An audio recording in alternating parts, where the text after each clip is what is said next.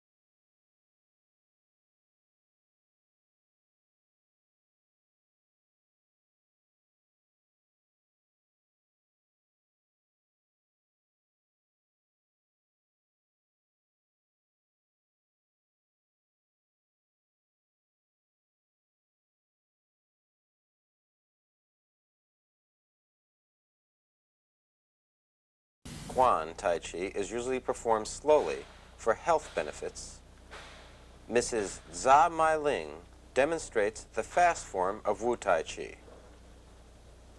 She is Master Ma Yu Liang's #1 female student. She has studied with Master Ma for 9 years and has won the gold medal in the National Chinese Wushu competitions in 1982 for this form. The martial art aspects of the form are more apparent when performed quickly. She was an instructor of children at the Shanghai Wushu Association and now resides in West Germany.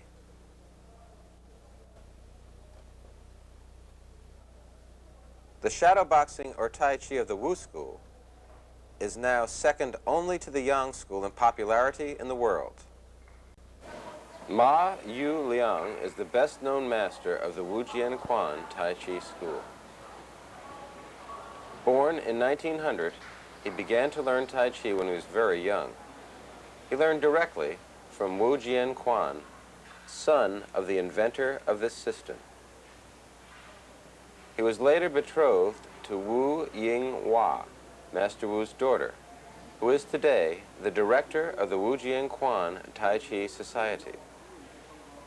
This is Master Ma's son performing a portion of the solo exercise. His son is the 4th generation of his family to practice Wu Jianquan Taijiquan. Guan Yu was a Manchurian captain of the Royal Guard in Beijing. He learned the small style of Yang Taijiquan from the founder of the system, Master Yang Luchan, and his son, Yang Ban Hao. Guan Yu later modified what he had learned, and his art evolved to be recognized as yet another style of Taijiquan, which later became known as the Wu School of Tai Chi. His son, Wu Jianquan, was an illustrious master of his father's style, who practiced in the early decades of the century and adopted the Han racial family name of Wu. As a result, Guan Yu is honored as the father of the Wu School of Taijiquan. The shadowboxing of the Wu School is now second only to Yang School in popularity throughout the entire world. The Tai Chi classic of the Wu School was written by Wu Jianquan. It is entitled The 6 Essential Points of Wu Jianquan. Tai Chi is unique in its cultivation of the practitioner's body and mind at the same time. Therefore, emphasis should be placed on the physical as well as the mental aspect while practicing the exercise. 4 of the points address the physical aspect, and the last 2, the mental. Number 1, the suspension of the head and the lifting of the inner strength. In practicing Taijiquan, one must keep one's head in a central and erect position so that there is inner strength ascending to the crown of the head. The head is the key part of the entire body. Only when it is maintained in a central and erect position can one's spirit be raised and kept active. However, one must not apply force to attain this position. In order to do this effortlessly, it is best to imagine that one's head is being suspended by a string from above. The Song of 13 Postures said, "Holding the head as if suspended by a string from above, the entire body will feel light and nimble." Number 2, the depressing of the chest and lifting of the back. To depress the chest is to allow the diaphragm to be lowered. This will help the intrinsic energy to sink into the dantian. To lift the back is to enable the vertebrae to be vertically straight so that the strength can be effectively delivered from the spine. Number 3, the loosening of the waist and the dropping of the buttocks.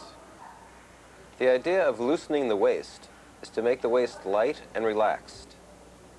In Taijiquan, all the turnings and shiftings of the body weight are controlled by the waist. The Song of 13 Postures states, "The source of command for all the movements lies in the waist." If the waist is at ease and relaxed, not only can the intrinsic energy easily sink into the dantian and flow freely and actively, but the lower part of the body can become strengthened, and the practitioner avoids the mistake of having the upper part heavy and the lower part light. The failure of dropping the buttocks is a hindrance to the loosening of the waist.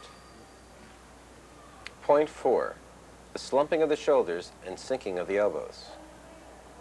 If the shoulders are not slumped, the body from the chest up will be obstructed and the intrinsic energy will flow upward in an adverse manner. If the elbows are not sunk, the strength cannot be increased and the hips will lose their protection. These 4 points stress natural postures of the body structure of the practitioner and avoid any unnatural uses or postures of the body. Their purpose is to allow the entire body to be completely loosened so that it can move lightly and nimbly and act in the way that one wills it to. The last 2 points address the mental aspect. Point 5, directing the movement by using the will. To apply force rather than will is the #1 taboo in Taijiquan. In all movements, one should use the will to direct the movement as well as link them together. For instance, when both one's hands are moving up, it is not automatically by themselves, but rather one's will is lifting them upward. When the movement of one's will continues, the movement of one's hands continue. Once one's will discontinues, the movement of the hands discontinue. After a long period of practice, one will naturally cultivate a kind of mental power, which the Tai Chi treatise describes as being able to move the intrinsic energy with the mind and to permeate the body with the intrinsic energy. This is the secret of mind over body. If beginners can comprehend the truth in this theory and manage to avoid the application of force, they will find it easier to learn the exercise and will not easily get tired of it, although the path to learning appears simple and tasteless. Point 6, the unification of the form and spirit. The ultimate objective of Tai Chi Chuan practice is the cultivation of one's spirit. Therefore, while practicing the exercise, one must lift the spirit so that it is in harmony with the entire body movement. Only thus can one's body be alert in responding to external stimuli, and only thus can one's movement be light and nimble.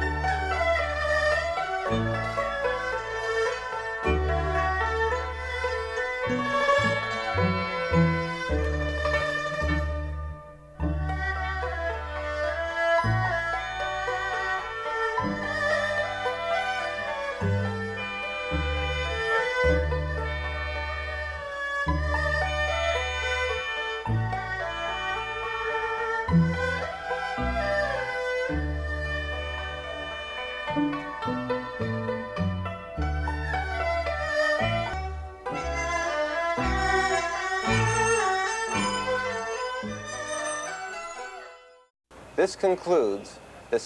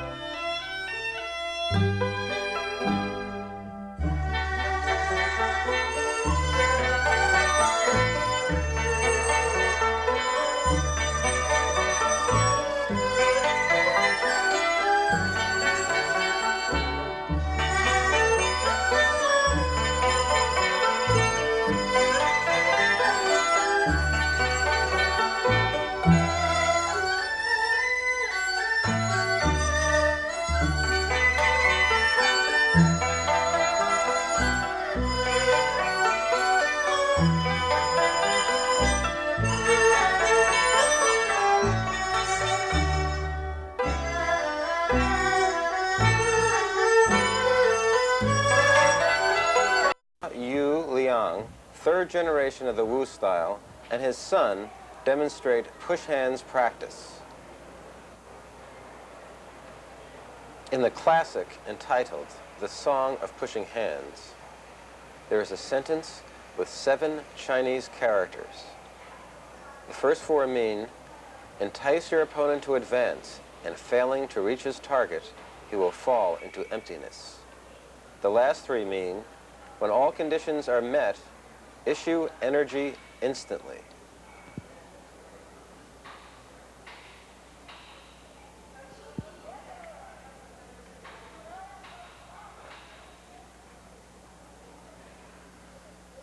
The moment your opponent comes in contact with you, you should apply the Taijiquan principle and the techniques of adhering, joining, sticking to, and following his every move, with no letting go and no resistance, while at the same time keeping an acute awareness of what is sensed from the point of contact with the opponent.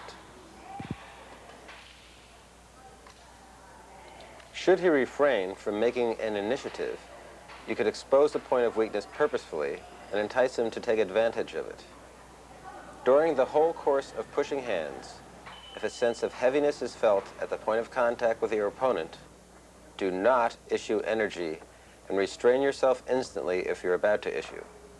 But at the moment when the sense of heaviness turns into lightness, lose no time to issue energy. Of course, to be able to catch the very exact moment instantly, you must first have developed a keen sense of touch and a quick reaction through years of pushing hands practice.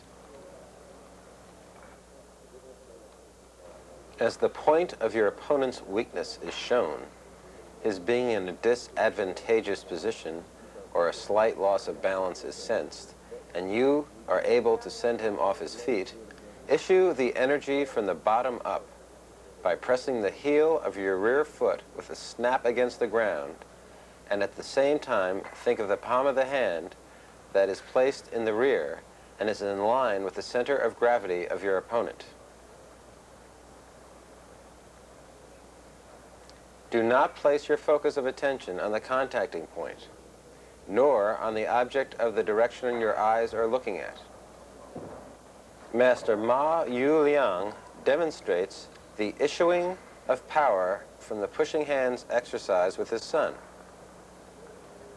His execution appears effortless. He exemplifies the Tai Chi classic poem, The Song of Hands Pushing, written by an unknown author, which states, "Be conscientious in Peng ward off, Lu roll back, Qi press, and An push. Upper and lower coordinate, and others find it difficult to penetrate. Let others attack with great force. Use 4 ounces to deflect 1,000 pounds. Attract to emptiness and discharge. Attach without losing the attachment."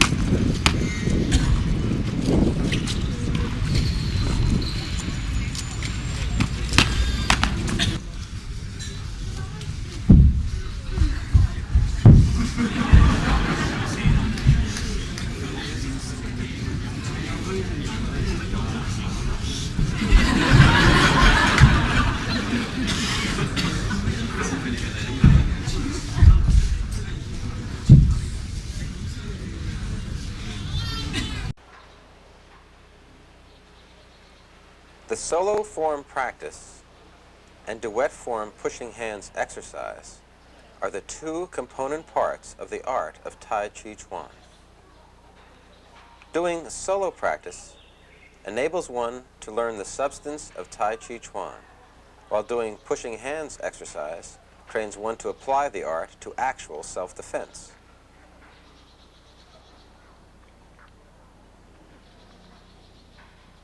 Footwork plays an important part in the Da-Lu pushing hands. It is combined training of all the 8 basic methods. Besides the 4 methods just stated, the methods of pulling, splitting, elbow striking, and shoulder striking, representing the 4 corners, are also added to make 8. It takes constant practice of the above methods to form correct movement by habit. Only thus can one gradually achieve body coordination on a new level and attain such advanced skills as dodging, extending, springing up, shifting position, closing in, pressing or leaning against, shrinking, softening, faking, or exerting force with a snap.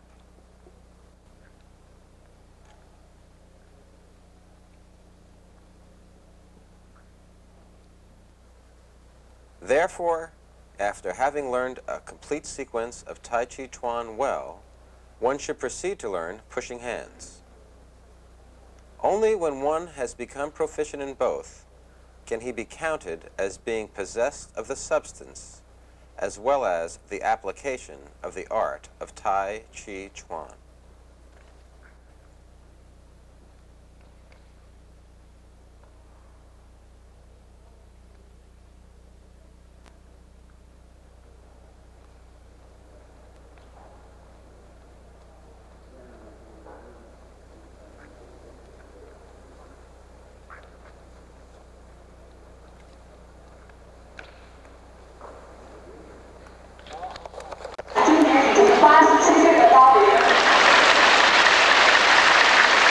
An eminently practical people, qi isn't something to be pondered. It's just a part of everyday life. 这是承上，然后靠出去，这手推这个腿，这手推这个腿，这是这个。 David introduced me to Ma Yao Liang, one of the greatest living practitioners, a grand master of Taijiquan.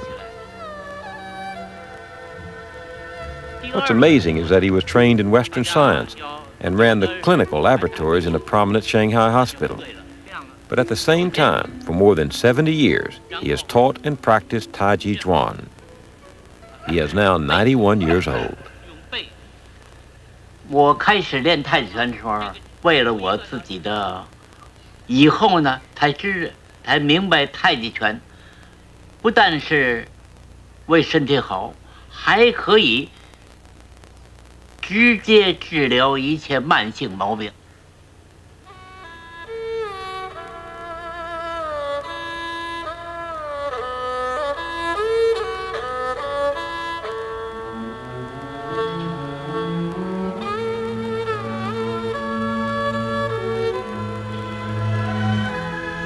太极拳没有神秘的，难在什么地方？能够这个恒心。我八线气，我练了10年就知道了，但是运用它呢，有30年了。你有了好处以后就不间断了。你比如说我的学生里头，现在90岁以上的人，到最高的是97岁，现在还有5个。 那么80岁以上的人呢，很多很多的。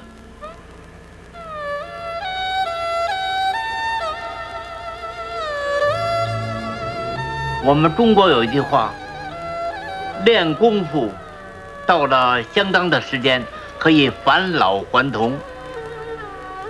老年人的跟小孩一样。